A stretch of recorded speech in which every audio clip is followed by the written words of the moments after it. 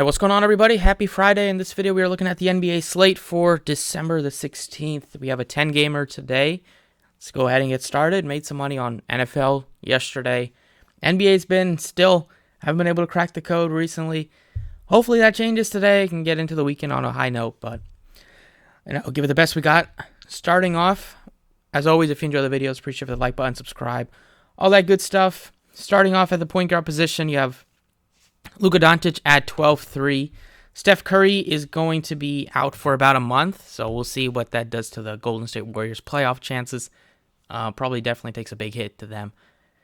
So hopefully that keeps my bet still alive. Got them a plus 800 to miss the playoffs earlier this year.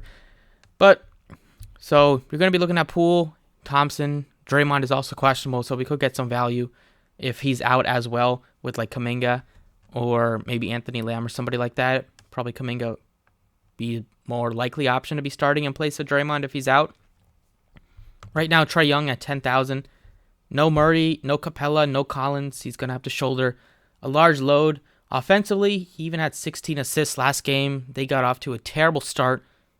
Orlando dropped almost 50 on them in the first quarter, down by over 20. It was an uphill battle to climb. Ended up losing by 11, but it wasn't close for much of the game. Wasn't able to get into a rhythm early. I think he's still a good play, but you could go to LaMelo for 2,000 less. You could go to Van Fleet for 2,000 less. So I think I like those guys a little bit better point per dollar wise. And they have priced Poole up to 82, so he's not really a must play or anything like that. Kyrie's been playing a lot better, playing big minutes, and I like him more than Poole with the upside that he gives you and how efficient he is of a high volume shooter.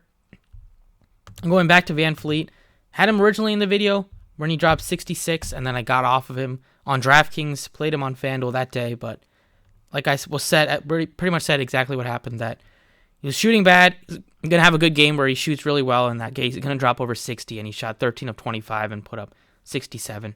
So it's another good matchup against the Nets at home. Hopefully stays hot for at least another game.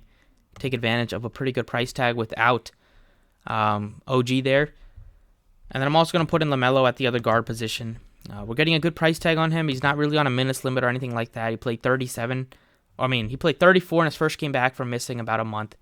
Could get up to 37 or something like that. He fouled out in those 34 minutes too, so could have saw a little bit more action. He was playing well. So hopefully nothing crazy happens. We kind of get he's able to play the rest of the season without getting injured. He's only played 4 games so far this year, and they really need him out there. Without him, they are just a mess. So those two price tags, really good for those guards. They could both combine. They could both put up 50 on their own, if not 60 for like Van Fleet. Or even LaMelo has that upside, but we'll see on a second game back from missing about a month. 7K range isn't too strong. I mean, as no Scotty Barnes went off last game, but he's just so risky to trust for me. 5K range, they priced up DiVincenzo to 57, so you're not getting a great price tag there. And value-wise, you could maybe look to Jalen Noel if Russell is out again. Over at shooting guard, your pay-up is James Harden, who I'm going to put in right now. And he looks better than Jaylen Brown. Edwards as well, unless Russell is out, then Edwards looks pretty good. 89, but Harden has just been a assist machine since he's been back. 31 assists combined in his last 2 games.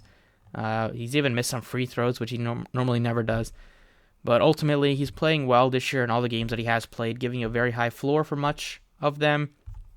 Gives you 60-point ceilings, and having a price tag below 10K is pretty nice.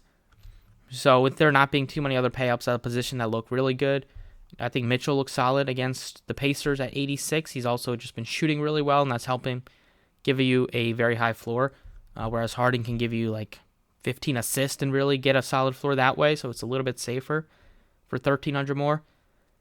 Wagner's a tough matchup against the Celtics, but he's playing better, and it's a good price tag. And then I'm going with Bogdanovic at 6,000, put in the small forward position, because another spot where he just got off to a terrible start in the first quarter. The whole team did. They couldn't get into a rhythm. He finished with almost 30 fantasy points, which you'll take it at 5K, almost 6x value there. And price tag went up by 8,000, but not having Capella, not having Collins, there's just a lot of people that are going to benefit with just more rebounds to go around, more shots. And Bogdanovic without Murray as well, he's going to get the minutes to close alongside Trae Young should be a close game against the Hornets. It could be a good game stack with both defenses not really solid, especially with the Hawks missing a couple of their bigger guys down low. Other options at small forward, your pay-ups, not too interested in 11K for Tatum or even 10-9 for Durant. I'd rather go to Kyrie, who's been giving you pretty much same exact stuff as Durant and can give you can give you the same amount, if not a little bit more than Durant, on nights where Kyrie's just unstoppable. Edwards, if there's no Russell, I can get behind him. 6K range, you have the other Bogdanovic who can drop 30 on like every other night or 1 or 2 times a week he's dropping over 30 points. Not too interested in Tobias at all. Got some questionable tags here. If Herter is out, then Terrence Davis looks like one of the better value picks on the day. Also make Keegan Murray look a little bit better. And then last but not least, at power forward. Pay-ups, not too interested, really. Randall looks been playing great. I can get behind him at 87. You have some other value picks here, like Bogdanovic at 66. You can play at 2 positions. See, I'm on the Draymond Green status news. That would make Kuminga look okay at 49 if he's starting.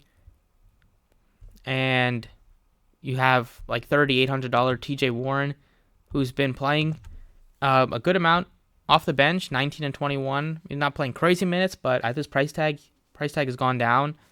If he gets 20 minutes off the bench, he will shoot, get you some usage that way, and can give you good value. So I don't mind him, but I'll give you guys a center pick because with the Hawks being super shorthanded, Okongwu is going to benefit by playing a bunch of minutes in the front court, and he can give you 30-plus, double-double opportunities tonight against the Hornets. They don't have a very scary center down there. So I think Okongwu will be able to stay out of foul trouble and give you hopefully 6x, if not more. So that's what I got on DraftKings right now. Let's jump to FanDuel.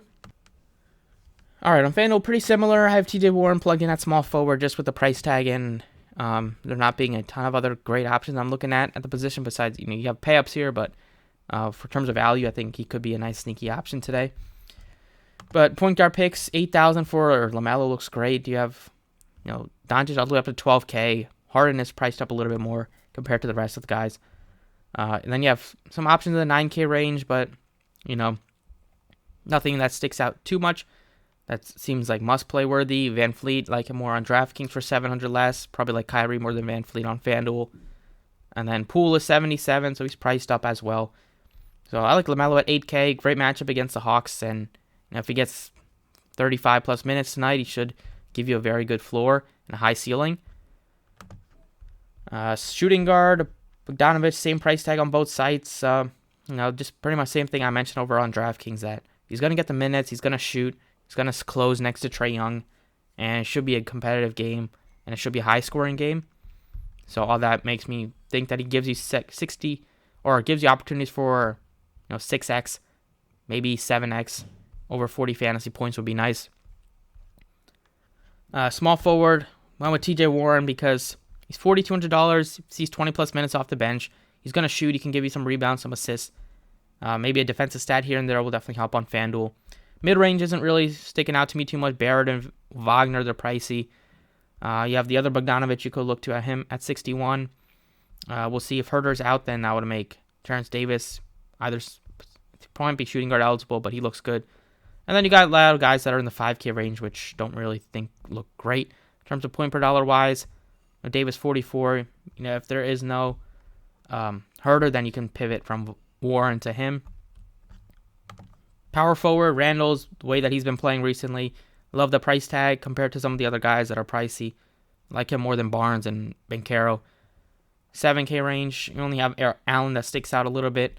6K range, Aaron Gordon, other Bogdanovic. And then it kind of drops off. You have Anderson as a value potentially. And then we'll see what Kuminga's price tag is just in case Draymond is out. He's 49, same price tag on both sites. Looks fine. And then center Okongwu at 52. Got some questionable tags here. Make like Gobert, if he's out, then Naz Reid would be a big play on both sites. On FanDuel, he's only 45, so I'd probably go Reid over Okongwu if Gobert is out, but right now I have Okongwu plugged in. That's pretty much it for both sites. Let me know if you guys have any questions in the comments section. Hopefully today's the day. Crack the code. Have a big night. Thanks for watching, and I'll catch you all next time.